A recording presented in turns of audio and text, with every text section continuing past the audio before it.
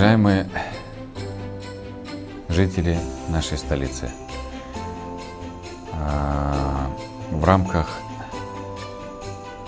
агитационного процесса, как это заведено и как это происходит в процессе выборов, я планирую встречу с гражданами и жителями города Бишкек. В ходе этой встречи я хотел бы разделить с вами свое видение, рассказать вам свою программу,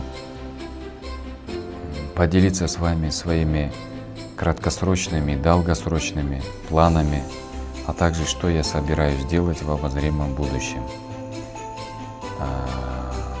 Прошу вас прийти на встречу, если у вас имеются вопросы, пожелания, а также, как же без этого, критика, готов выслушать и ответить на них. Жду вас на встрече.